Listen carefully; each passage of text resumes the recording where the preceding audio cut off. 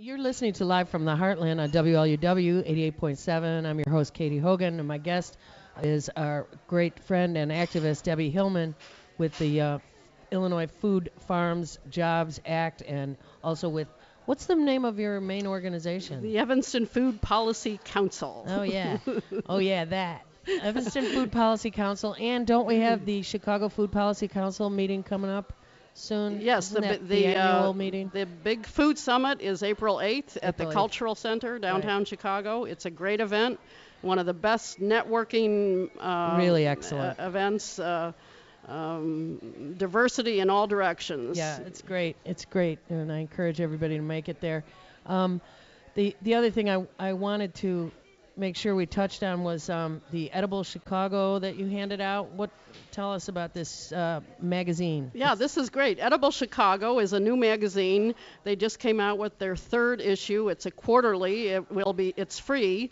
Hopefully you can pick it up wherever the reader or the conscious choice is dropped off. They're based in Oak Park, so they're going to need a little encouragement to get out to the other Chicago and suburban locations. Mm-hmm. But it features local Chicago food and farm projects, restaurants, co-ops, whatever the educational institutions are doing around food, locally grown. It's a beautiful magazine, and look for it. Yeah, it's very fancy actually. Now that I'm looking through it, it's quite lovely.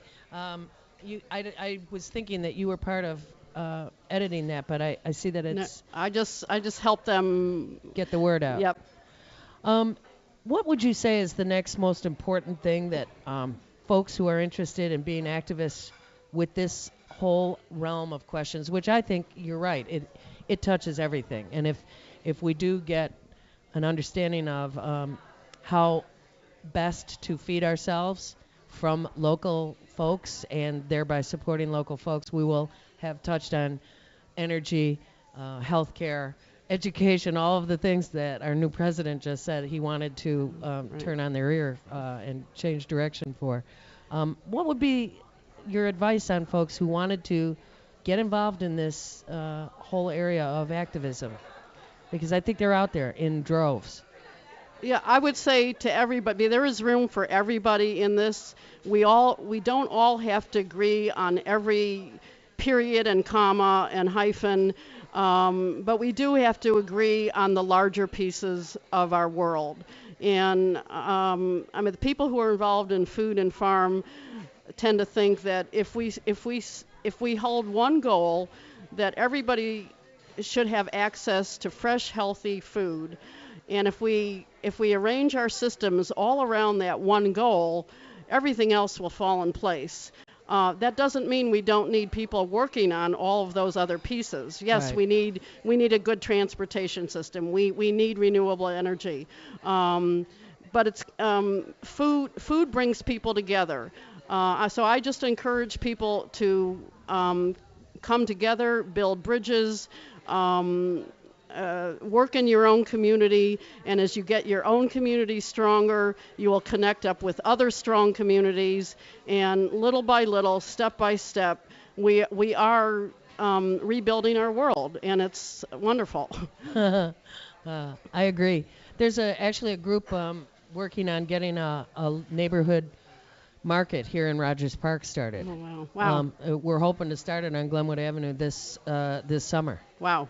I know it's pretty crazy, but folks have been talking about it, and there's a committee, and it's a little bit tricky because of the streetscaping that we've been waiting for about a decade.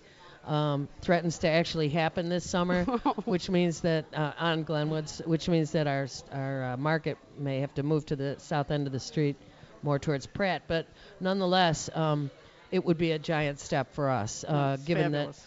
that we are a bit of a food desert ourselves since Jewel closed on Morse Avenue many years ago. Dominic's over there is not walking distance for a lot of folks who used to walk to the Jewel.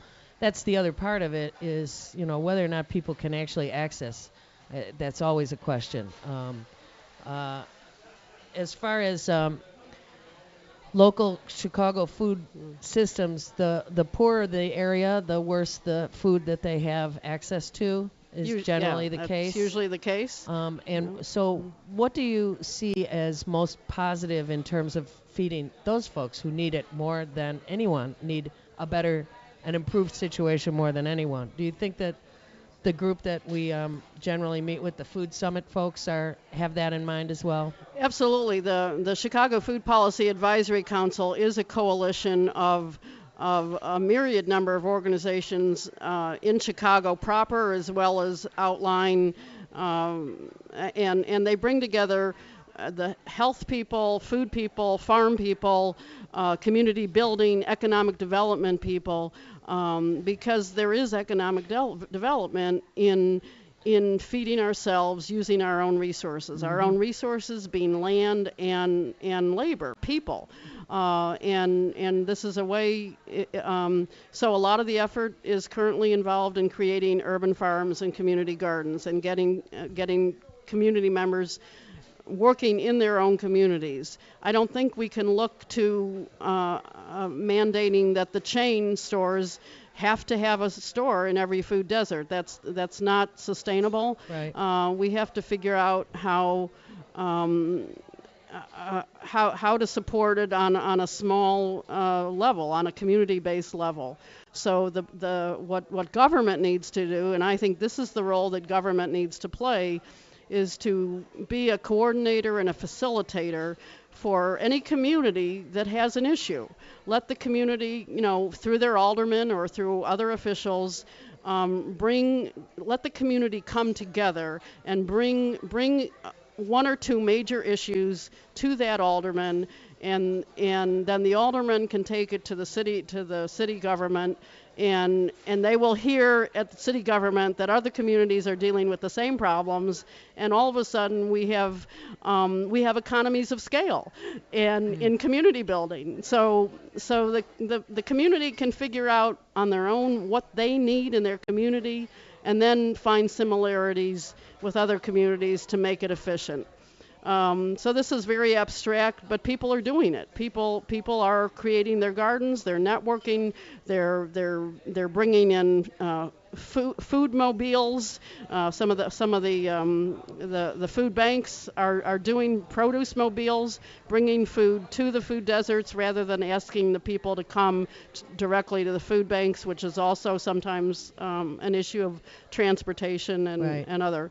So there are many solutions that are being developed, and again, the Food Summit on April 8th is just a great place to come and network and learn about what people are doing.